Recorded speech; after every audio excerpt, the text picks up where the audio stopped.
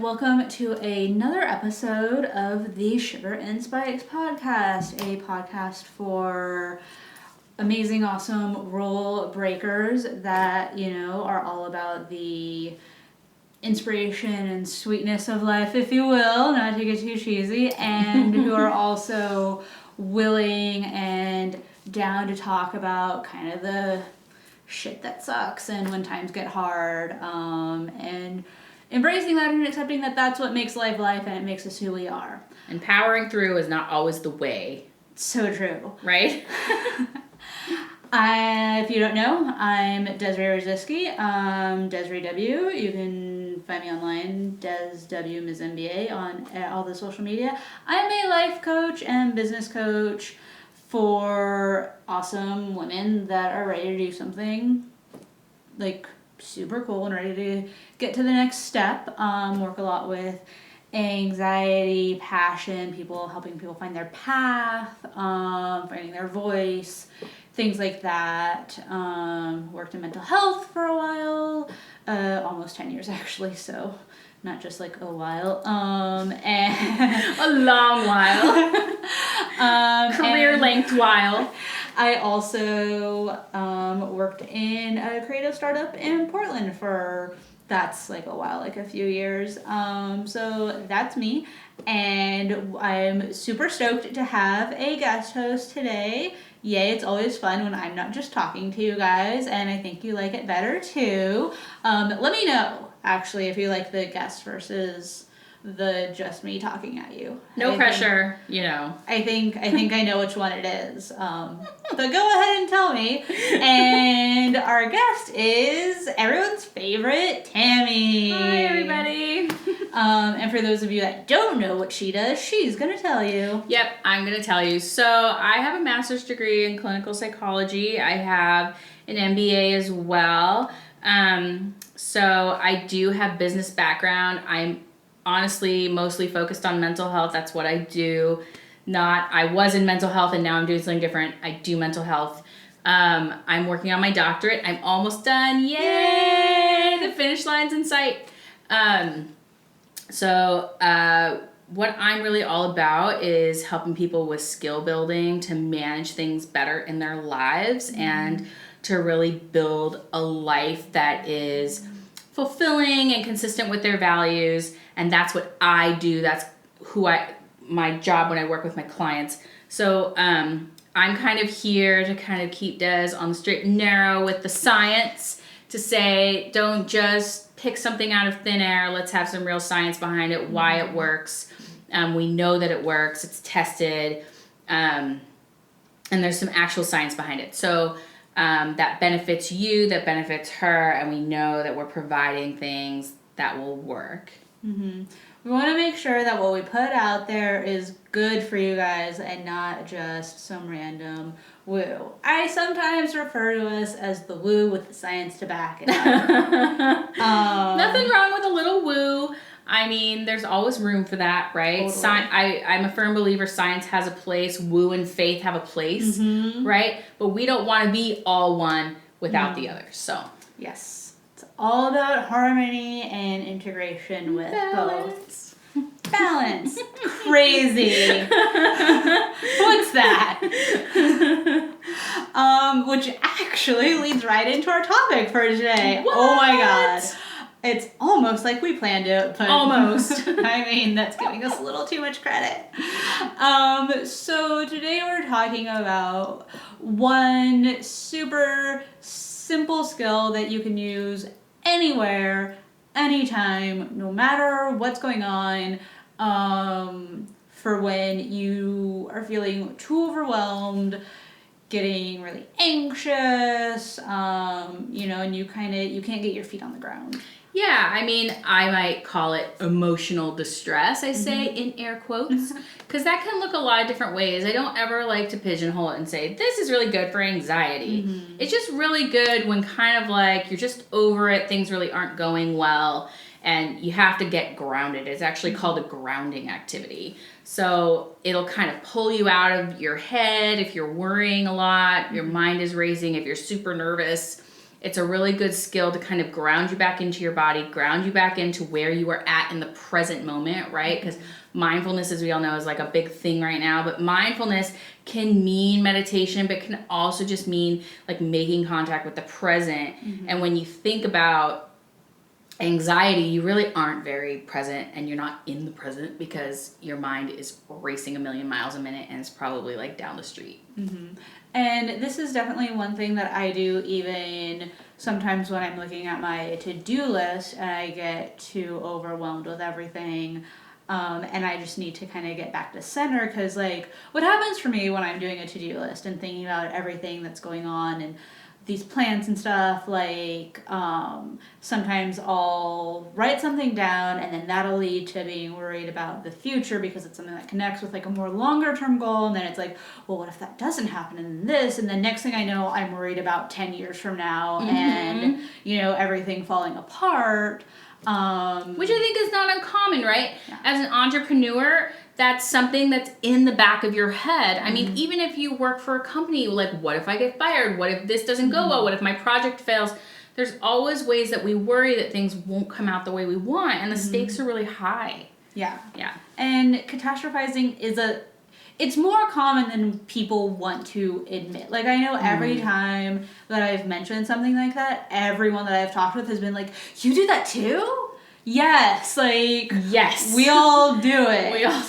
And I mean, if you don't think cool that, like, there are other people that, like, that's amazing. Yes. If you don't do that, that is amazing. I mean that in all sincerity, seriously. Yeah. But if you do, and any other times when you're feeling super stressed and pulled a number of directions, Tammy's gonna go over. It reminds me of like counting down for a rocket ship for launch. Oh, yeah. So it's 5, 4, 3, 2, 1. Do you want to talk to us about that? Yeah. So, like I said, 5, 4, 3, 2, 1 is a grounding skill. So very often, if we're talking about anxiety in particular or catastrophizing, we're really not very present. We're kind of away in our thoughts. We're way down the road in regards to time and energy, and we're not really thinking about the thing that we're doing right now. Like you said, like your to-do list, you're not doing your to-do list anymore. The paper might be sitting in front of you, but you are not really there. So this is something great. I really like it. Oh, the other thing I thought of is like you can do this in meetings, right? You have to show up for meetings. Like meetings can be the worst, boring, ugh. But like sometimes you just need to be there and you need to be on. So this is something that you can do to kind of keep your mind busy and kind of bring you back into that time when you're just like, I cannot do this for one more second. Yeah. All right. So what you want to do is you can either take deep breaths in between or not. If you take deep breaths, obviously it's a little more obvious that you're doing something, but this is something you can do so you can do that or not. All right. So the first thing you're going to do is you're going to look around the room and you're going to find 5 things that you can see. Des, why don't we just do it? Just do it. Tell me 5 things you can see. All right. So in this room, I got the whiteboard, I got a calendar, I got art, my laptop, and a microphone. Fantastic. Perfect. Now tell me 4 things you can feel. That is not emotionally feel, that is physically feel. Like tactile. Like I feel fingers. the chair under me, I feel the floor under my feet, something like that. So 4 things you can feel or touch. I got the velvetness of the chair. I have a ton of stuff right next to me. I got my phone, coffee mug, which is warm. So like I know one thing is like noticing the sensations of like what you feel. That, and then there's like a metal table just for difference. That's good. That's it? 4? Yep. You can do more than 4 if you want, but just 4. Okay. All right. Tell me 3 things that you can hear. Okay. Let's see. We are in a quiet room because we're doing a podcast right now. But I totally count silence as one. Yeah, totally. Because it's, An absence of sound is a thing. I know when I talk with my hands, I can hear my ring because I have a little dangly thing. When you talk, I can hear you. Yes, that's true. And the car's going by. Fantastic. Okay. So now tell me 2 things that you can smell. Okay. So nothingness. These ones are definitely like whenever I do this, I definitely default to always counting like the absence of something, and it kind of makes me chuckle, and like it's soothing like for that. So that's just for like one thing that I do for this. But then also I have an aromatherapy thing in my office. Cool. Yeah. So. All right, last thing. One thing that you can taste. Well, I mentioned the coffee cup. Right? There is coffee in it, so. There you go. Yeah. So how are you feeling right now after doing that? I honestly feel more energized. Like, it's just, it's interesting because I enter into a bit of a dialogue with myself, and it brings my spirits up a little bit. Like I mentioned, the joking around about like the absence of something, like it lifts my mood. So that's generally my experience whenever I do this in my life. Yeah, so for you, it lifts your mood. For me, when I do it, it tends for me to like take a minute and slow down because I have a lot of things that I juggle and I'm kind of running from place to place all the time. So what it does for me is I'm like, oh yeah, it lets me pause for a minute and kind of take in my surroundings and be like, oh yeah, that's where I am. That's what I'm doing right now. So you can see it grounds her in one way, it grounds me in another, but it's all grounding. Yeah. And I think like the difference just speaks to how different people, respond to, emotional distress and overwhelm. Like when I get really anxious, I immediately go into beating myself up and starting to feel not great about myself. So the fact that like it lifts my spirits, like it pulls me out of that negativity, and not speaking for you and knowing you, like I know you tend to just get flustered and like, oh my god, what's going on? Not necessarily feeling down, but just kind of stuck. Yeah. So how we respond to this exercise is different because we respond to stress different. Exactly. So I think that's a really good point, right? So the skill will work for different people in different ways, and there's room to tweak it.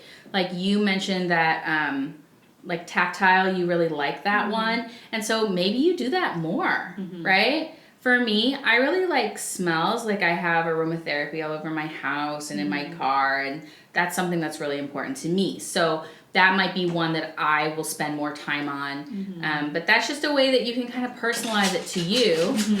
Oh, we have a visitor. Aww. Hi. Hey, I wish it was a video, you guys. You guys could see the pup. You maybe speaking of tactile, pet your pup.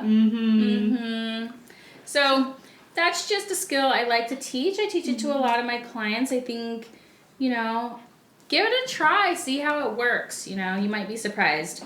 Yeah, and this is a part of, I did a 3-part video series a while back that's available online, and it's 3 super simple tips for when you're feeling stressed out.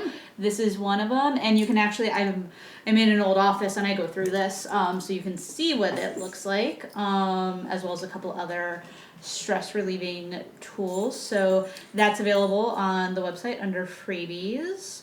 It's DesireeW.com. And yeah, like I said, you can find me on the social media, Facebook, Twitter, Instagram. It's all the same screen name, DesWMSMBA. Like us, subscribe, thumbs up, whatever it is iTunes wants from you. And yeah, any last Go out and relieve some stress. Yes. Go do your thing. Go be happy. Awesome. Go be well. Bye. Bye.